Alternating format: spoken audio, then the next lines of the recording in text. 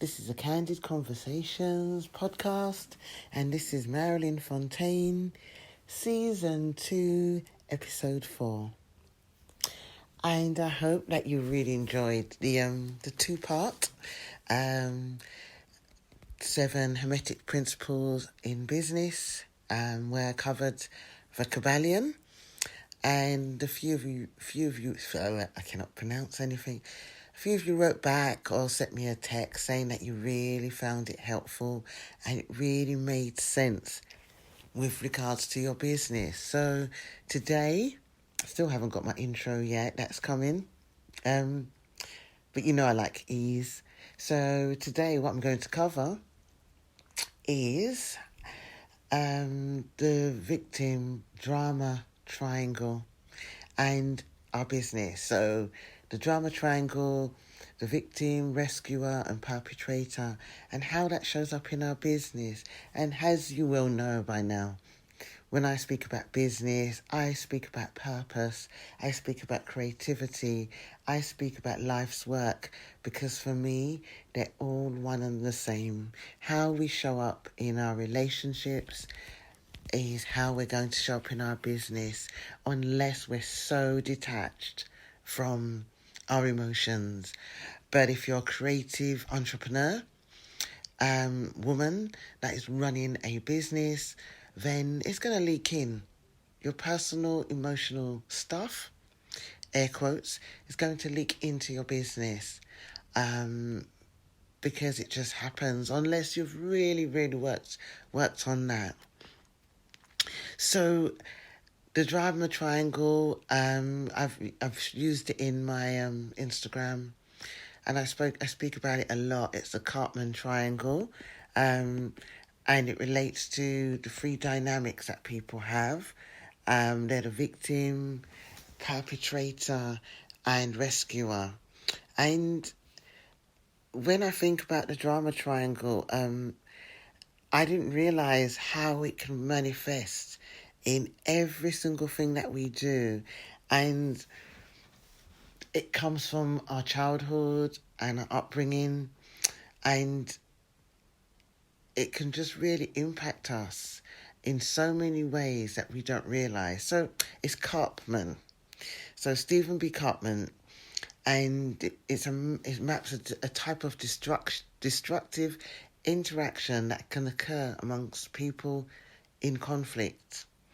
And it's used a lot in psychotherapy, and my therapist uses it a lot with me, in terms of certain things that could come up. And so what happens with the triangle is that you have you have a lot of triangulation happens within a psychological structure, and what happens is that you have somebody that could be a victim. So things could happen to a lot.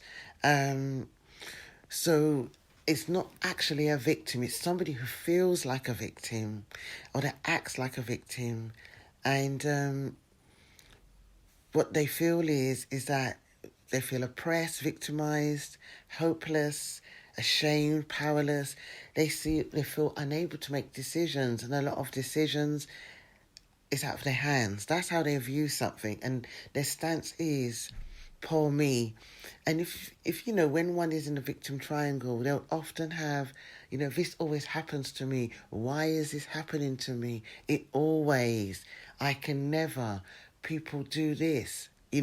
People tend to. So when we're in our victim place, this is what happens, and we can internalize it. And it really makes us feel powerless. But what happens is again, and I keep saying what happens is that if we stay in a victim, then we will attract a persecutor, or a persecutor is the other aspect of the triangle. And it's the controlling, blaming, oppressive, authoritarian, rigid, the self-righteous, the person that will say it's all your fault, the person that will blame. Like we tend to label narcissists, air quotes again, as perpetrators or persecutors. persecutors is the word. Persecutors, and we tend to label them as persecutors, and to often, if we have a persecutor, then we're going to stay in a triangle. So it's really interesting when people say, I'm recovering from this situation, and then they go back into another because they're carrying the victim archetype or the victim part of the triangle. And the last part is the rescuer, and this is an enabler. So the rescuer feels guilty, so it's the empathic person. So feel guilty if they don't rescue, but what they don't realise, the negative effect, because the rescuing is enabling and it's not allowing the other party or parties to take accountability. And so it's not solving their own problem. And so the rescue is always about, let me help you. How can I help you? And so what would normally happen is people change roles. So once the rescuer is burnt out from over helping, they can become the persecutor or the victim. So whichever role they take. And so the cycle continues to happen. And what we want to do is escape the drama triangle and move into the empowering triangle or the motivating triangle, where you can you can stop rescuing people and you can empower them to make their own decisions. So that means you holding your own stance and being off the triangle and being an adult. In terms of blame, looking at the bigger picture of something, like what is happening, and how are you showing up? Why are you persecuting somebody else? What is the feeling behind that? And it's not to discount how people, there are narcissists and people that just do not care about anybody else. They just care about their end result. But how we must approach those people and those situations is to ensure that we can check where we are on the drama triangle, so we can come off. So yes, I can understand your bad behavior. Well, not understand. I can see where you're coming from with your bad behavior, but it's not going to serve me. But what I'm not going to do, I'm not going to blame you. I'm just going to be accountable for my part. How I attracted this, or how I created this, or I subscribed to being a victim, and you were just being yourself. So therefore, all I can do is remove myself from the drama triangle, not from the situation, but just from the dynamic. And it takes a certain amount of awareness and skill, because if you are trying to remove from a situation with somebody who you perceive to be a persecutor, then they're going to keep assuming their role, because obviously they're subscribed to that. So they may switch into the victim, or, why are you doing this? Or they may want you to rescue the situation to make it better at a cost to yourself or a cost to both of you. And so it's really important to be accountable for the part you are playing, like asking your questions, why am I feeling disempowered? What is really going on? Do they, asking the curious question, do they always do this to me? Do people always do this to me? Or, where have I enabled this situation? And, what classic scenarios will happen where you've been rescuing somebody. You've been rescuing somebody for so long and enabling them. And when you no longer want to do it, or you don't have capacity in your body to do it anymore, they would turn into a persecutor.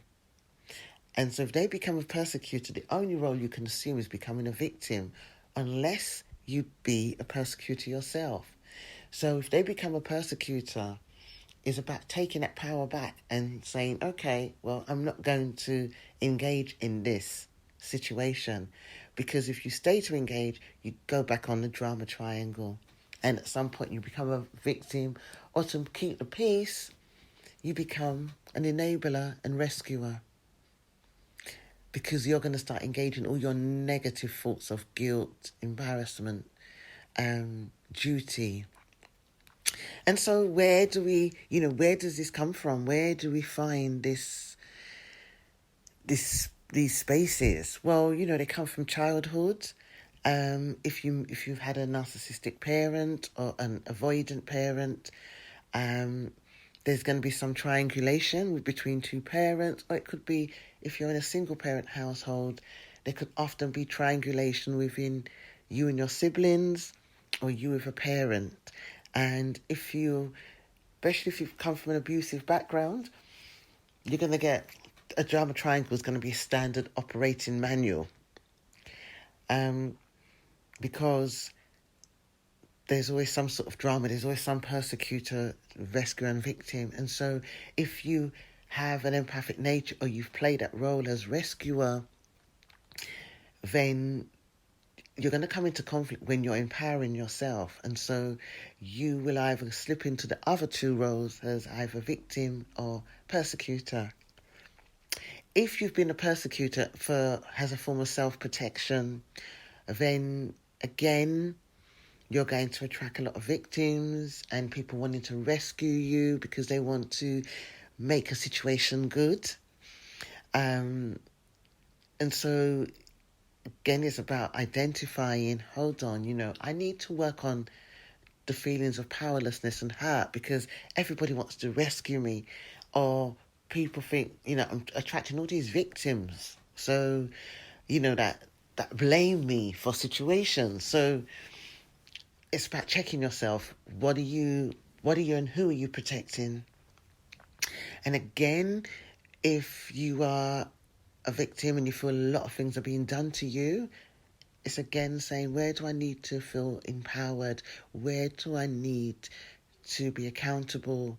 And where in my psyche that needs that love and tenderness and compassion, but not sympathy?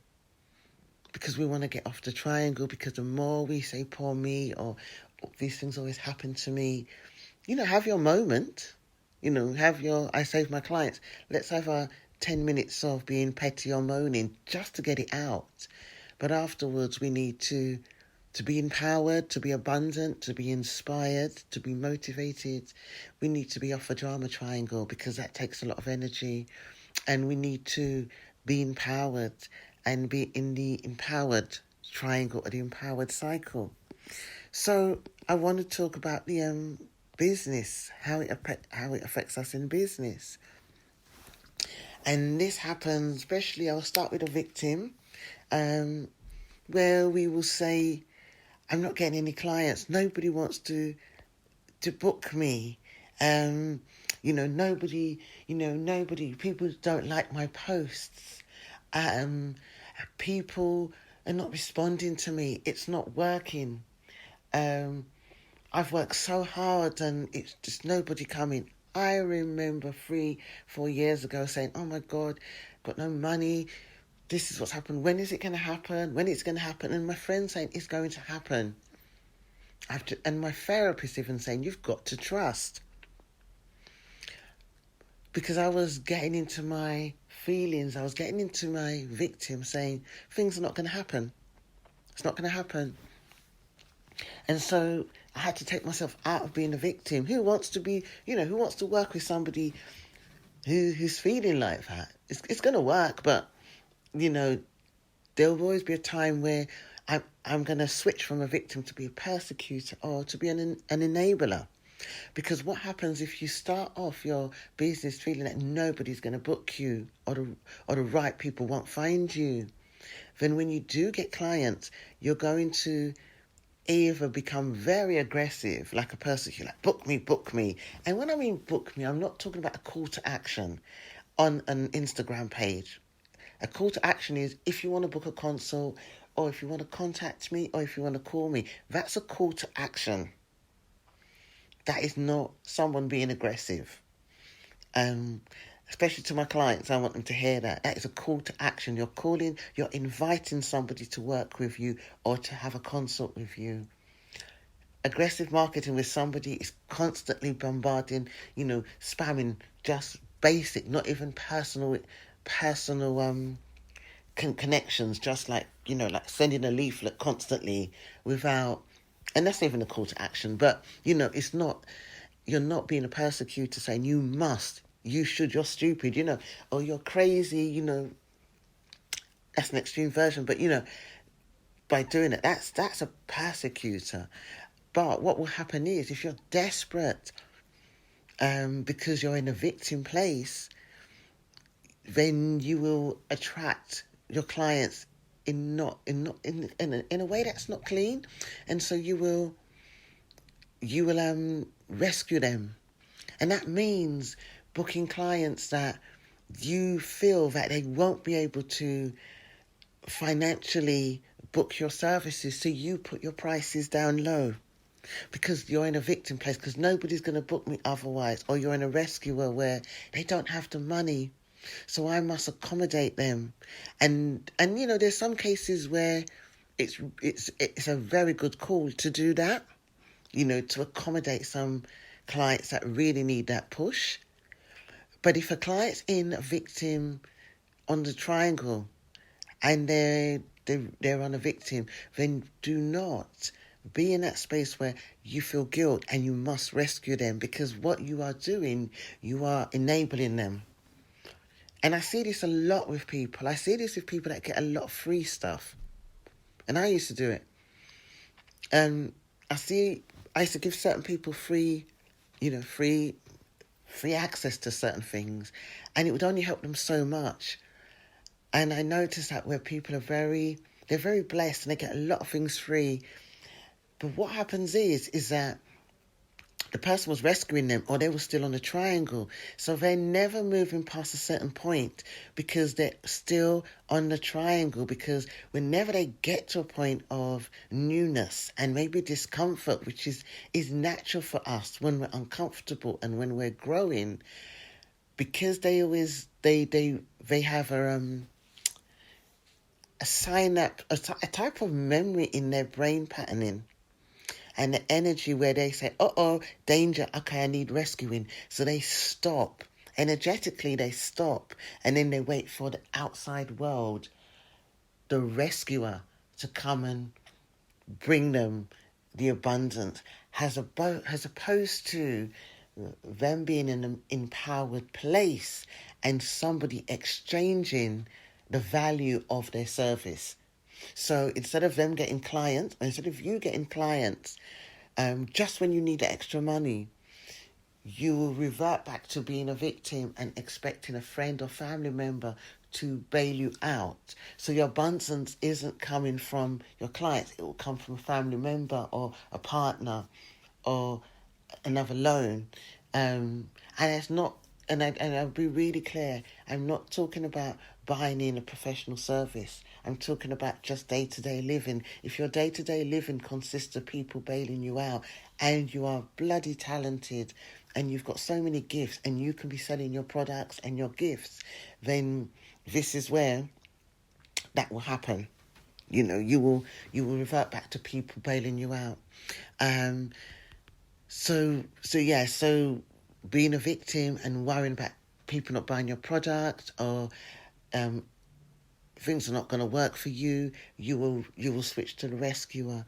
And another way people switch to a rescuer, if you are a therapist or you are working in the personal development field, is not having boundaries for yourself. And so you are saying, well, that person needs to, I need to speak to this person after hours, or really go over my, my consults, or really go over my sessions, and because I need to help this person. Well, actually, you're just enabling them, because, you're not helping yourself. Because as a person that is a practitioner or a healer or a coach or a motivator or a mentor, you work best within a certain level of time. Within your work hours, you work best. When you're in your downtime and you're trying to solve people's problems, you're not helping them or you, because it's coming from a rescuing place as opposed to an adult and a constructive place. Like you've got full energy capacity to help that person. So even if you want to help somebody and you are a chronic rescuer, And there's a few people that you need to put boundaries up. I invite you to say to them, I can't do this, but maybe contact me during work hours where I might be able to help you for 15 minutes. And that will make you see the difference of how you perform during your work hours within that, with that boundary compared to, being on the phone after a long day of working with clients. Another way that we become the victim is with pricing. I mean, not victim, sorry, rescuer with pricing. Again, we don't charge us what we really should charge because we say that, people are not going to be able to afford it. And I always believe that you can always put your prices up. You can put them down if it feels comfortable, but I feel if you're putting a price that is not allowing you to eat, then you really need to revisit what you're doing. And the persecutor. So the persecutor, sometimes we see this in business when people are using their marketing and they are using their marketing in a way of comparing and they're creating posts of this is not good, but this is good. Like comparison posts, posts where this person isn't doing this right,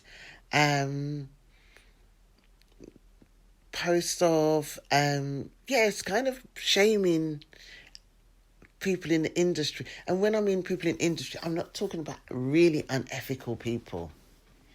The really snake oil salesman. I'm not talking about those people, but I'm talking about people that are posting and they are trying to bring down certain members of the industry because they've got their businesses structured. I've been coaching since 2004. I've been working with clients since 2000. I think 2000 maybe. I'm sure a bit longer than that, but I'm saying 2000, but maybe full time. But part-time, I've been working with clients since 1998, I think, or 1997, something like that. And what I know is that every part of our business has its season. And sometimes we need to be in a certain mind space because that's our evolution and that's our life's purpose. So I feel that we all need to, as long as you've got integrity, and that's really important. I think if you've got integrity and your way of working is your way of working, I feel that's fine, but I don't feel that we need to be constantly bashing other people to sell our products because I feel that's a bit persecutory, in my opinion. Also, shaming people that are not buying your services. Saying, well, you're, like, they may not be for you. But all you can do is say, look, I feel like you've got value in what you're doing. I mean, there's some people I will have a go in my circles and say, come on, guys. But they've bought my services. And I've said, come on, you've invested in me. Now put it out there. Do what you need to do. And I know everybody has their time. But I wouldn't, if somebody hasn't bought from me, I wouldn't say you're crazy not to do this. I'll just say, look, this is what I'm offering. I really think it will help you. I really think you've got so much to give and it's your time. But I wouldn't create, you see this a lot in cults or semi-cults, why are you not doing this? So I think that happens in business. And also it happens in business when people want to go into partnerships with other people and they want them to do work together. So they want collaborations.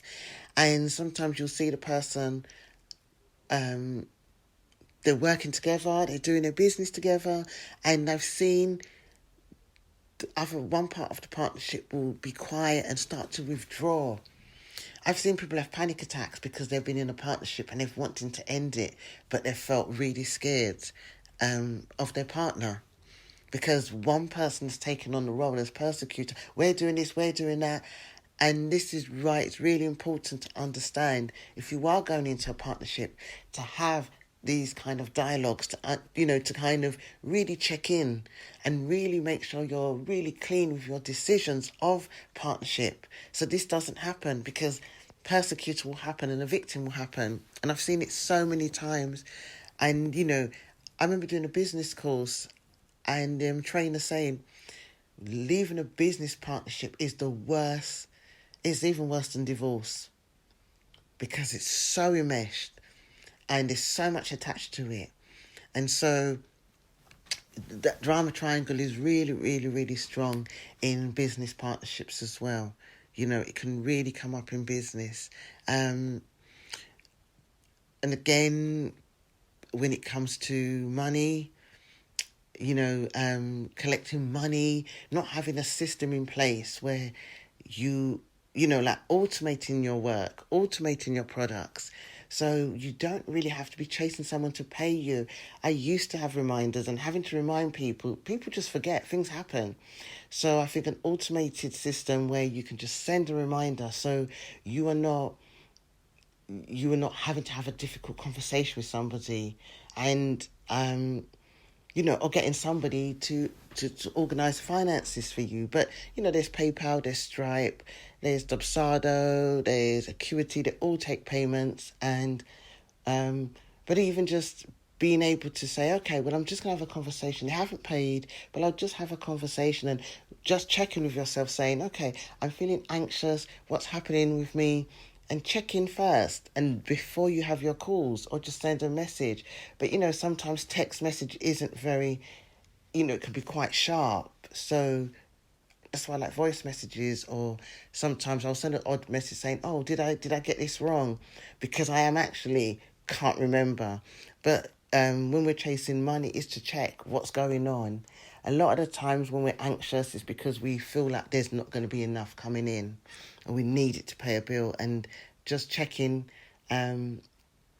with how we're feeling and what's going on will really help us off the triangle.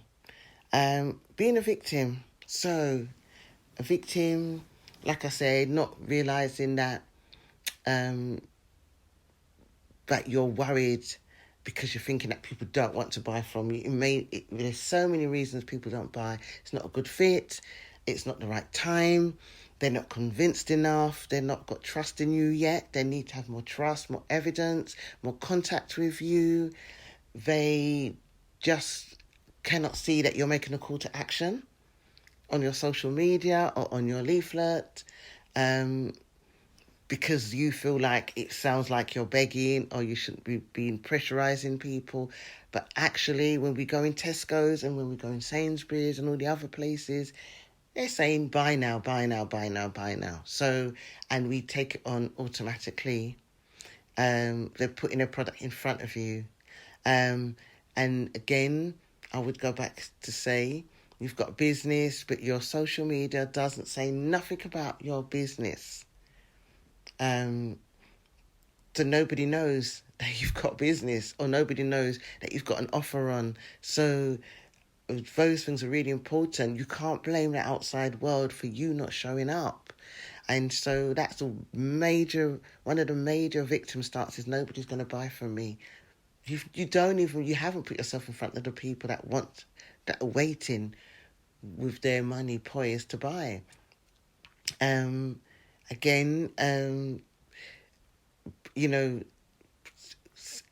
Saying that, having mentorship support, and feeling that your mentor or your coach isn't doing their job.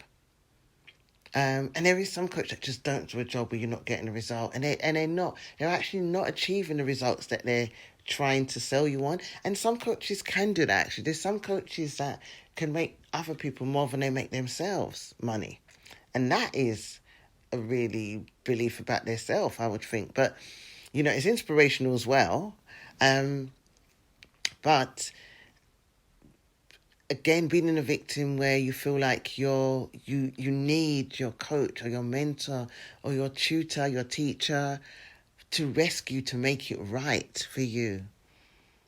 When we're dealing with empowerment, we're dealing with partnerships. And so the only thing these people can do is guide you and work with you. And it's really important that you feel that is happening.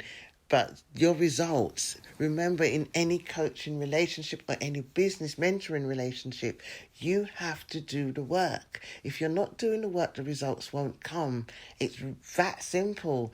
And so being able to realize, actually, especially if you're a coach or you're doing a service-based industry, word of mouth is really good.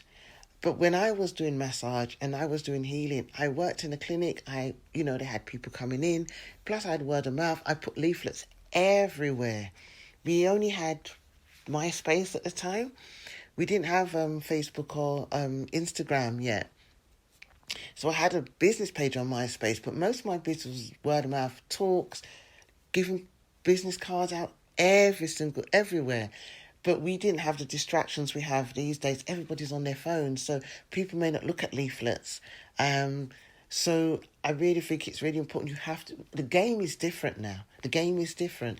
And word of mouth is good when you've got enough people that have come to you, and it will gather momentum. So I think you have to do the work and to get those results. And so being a victim and blaming your mentor or your coach or your circle that you're in, and that it's because of them you're not doing things right, that's being on a triangle. Is again to ask those questions of, what do I need to do? What do I need to do to make it better? And even, again, your financial support. If you're a limited company or you're a sole trader, being a victim with your money, this is happening, I'm not making money, and blaming your accountant.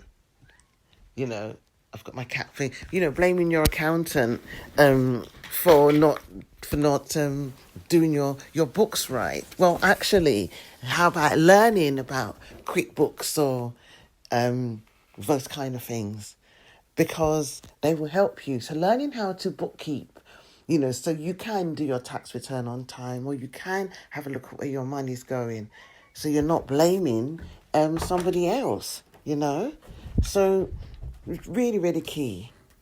But I'm going to bring it to an end. Let me know how you felt that this talk and all these points that I've raised, how they resonate with you. And if you want to know more, you want to be clear, then schedule a chat, book a discovery call with me, and to see how I can help you with your creative business so you can run it with ease. You can stay off the damn triangle, and you can be motivated. I will leave the link to the Instagram page as well that I wrote about the drama triangle in personal relationships. And also, I want you to subscribe. We're on Spotify. Share this episode, share the podcast, and don't forget to follow and click on the notifications. Next week is International Women's Month, and I'm going to have some brilliant interviews. I'm going to have some guests on, some creative women, and there's going to be some amazing talks from publishing your books. I'm going to have authors, I'm going to have actresses, I'm going to have healers, shadow workers. My voice is going, sorry. Yoginis. I'm going to have the lot for the whole month of International Women's Month. So if you want me to cover any subjects, let me know. But again, follow me on Instagram, MJ Fontaine. And till next week, till the International Women's Month celebrations, have a wonderful week.